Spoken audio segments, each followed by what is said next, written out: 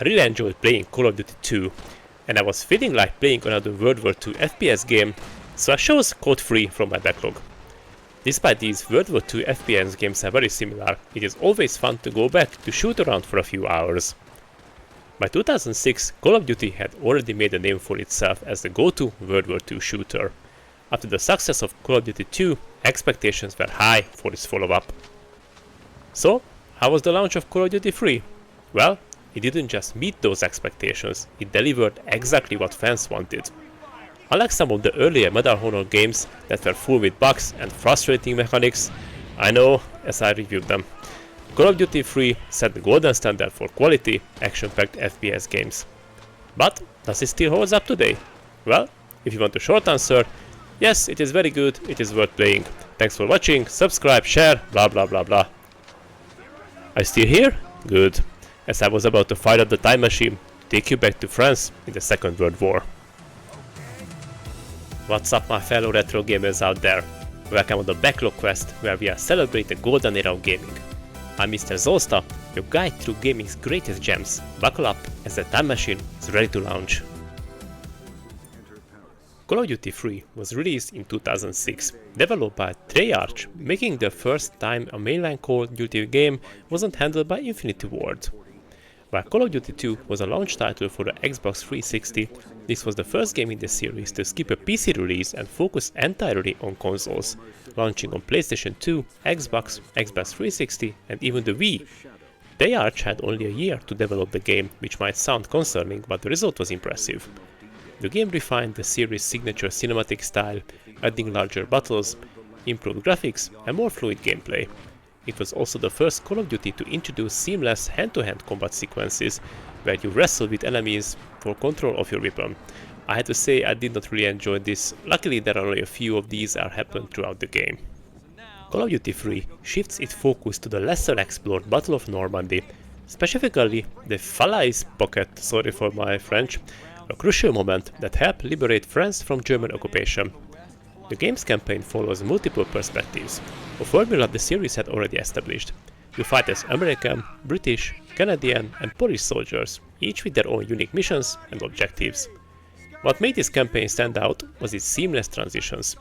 Instead of loading screens breaking up the action, the game smoothly moves from one mission to the next, making the experience feel more like an interactive war film. The intensity of the firefights, the dynamic AI and the scripted moments all contribute to an immersive experience.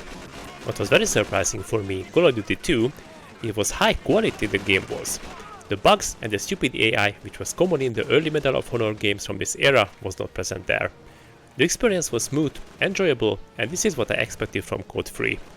The first thing what I did before I started the game was to check the available controller layouts, as there were many options to choose from. I was not disappointed, as I was when I checked the same options in Medal of Honor Vanguard, as there was only one layout. If this is not laziness, I don't know what is. Gameplay-wise, Call of Duty 3 builds upon what made Call of Duty 2 so great. The shooting mechanics are tight and responsive, the hit detection is good, and the AI is more aggressive than in the previous games. The enemies are actually fighting well, okay compared to other games in this era. One of the biggest additions was the inclusion of more vehicle sequences. You could drive tanks and even engage in jeep chases, adding variety to the gameplay. Personally, in an FPS game, I do not need these extra options, but if the controls are good and the experience is not frustrating, I do not mind driving a jeep or ride around in a tank. And the experience is good here, no issues with the controls or the shooting. There is one thing which makes the game not that challenging. This was the same in the previous game and it can be found in a lot of modern FPS games too. What it is? Well, if you get shot, you need to find cover to recover your health and you will be fine. It is hard to say that it is a good thing or not. In a way, looking for health items in Medal of Honor games, for example, was a constant struggle and relief at the same time. But if I had to choose, I would go with the health pack options. What about you? Which options do you prefer? Another great aspect of the game is that there are many checkpoints on each level, placed just at the right distance from each other. So, if you die, you do not have to start over from the beginning of the level, and you will spare yourself some rage quitting moments. I know, as it did happen with me while I played the early Medal of Honor games. Call of Duty 3 features an extensive arsenal of World War II weaponry. You have the classic M1 Garand, the iconic semi-automatic rifle of the American forces, known for its distinctive ping sound when reloading. Also, the Thompson SMG and the MP40 from the Germans for fast shooting in close combat. And last but not least, you have the Kar 98K and the bar rifles. You can take the weapons of the fallen enemies, so you can swap weapons if you are running out of ammo, or you find a more suitable weapon for the current situation. The weapons feel satisfying to use, and the hit detection is good.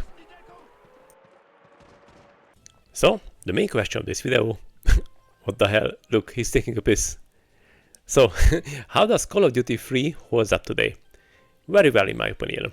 Of course, if you are used to play modern FPS games, you are going to find the experience slow, but compared to other FPS games in this era, this is a good game.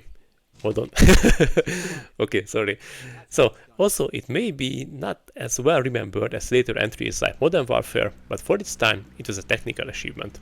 It delivered exactly what players expected, good, well-crafted World War II experience that built upon its predecessor's success. So if you're looking for a classic Call of Duty campaign with great action and quality gameplay, this one is a solid entry, and if you love World War II FPS games from this era, this one is still worth playing. And what do you think about Call of Duty 3? Did it set a golden standard for you, or do you prefer other World War II shooters? Let me know in the comments. And that's it! This game has been cleared from my backlog. I hope that you enjoyed this time travel back to the golden era of gaming. If you're not a member of our retro gaming community, join us by subscribing. Also, the YouTube algorithm shows some videos for you. It is on the screen now. Check them out. Thanks for watching, and I'll see you in the next Backlog Quest video.